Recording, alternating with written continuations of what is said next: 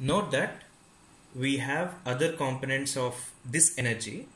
I would not say components. Pressure acting on y phases and pressure acting on pressure acting on y phases and pressure acting on z phases. We get similar terms. I'm not writing all the terms, but when we are trying to assemble everything, please recollect that we have two more terms which are that is the energy addition due to this pressure force on the y and z direction. Let's continue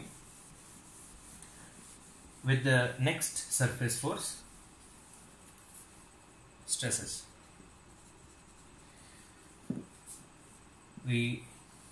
Let's draw the 2D element. That's sufficient. For the sake of simplicity, again, we have tau xx shear stress, normal stress multiplied by this area, that is dy dz, and on this phase we had tau xx plus some change in tau xx in x direction multiplied by the distance dx and multiplied by this area dy dz. This is force and we need to multiply it with velocity to obtain the energy. So this is in the x direction, so we multiplied with x component of velocity, and x component of velocity. So this would be the positive force, this would be the positive energy, and this is negative. So just like in the momentum equation case, we need to take this from this. So directly we get u tau xx dy dz will be cancelled and we end up with only dou by dou x of u tau xx dx dy dz. When you consider tau xy and tau yx and tau zx, we get, please recollect what is the next term that we have. We had tau yx times dx dy dz. We simply need to multiply this term with the velocity in the y direction, that is v. Again, we had tau zx, the shear stress in the z on the z planes, which are because of the forces in x direction. This is the force, and to convert it into energy, we need to multiply it with the velocity in the z direction.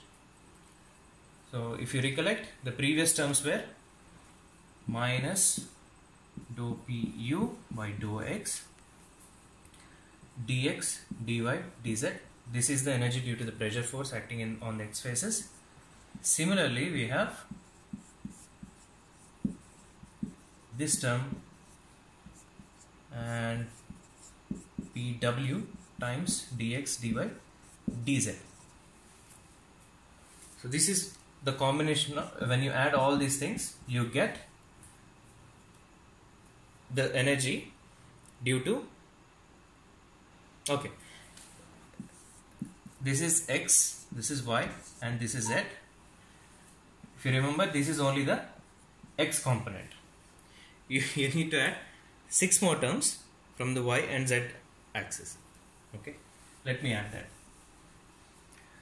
Only the you can just change this. Actually, you can convert. You can change the second index and keep everything same.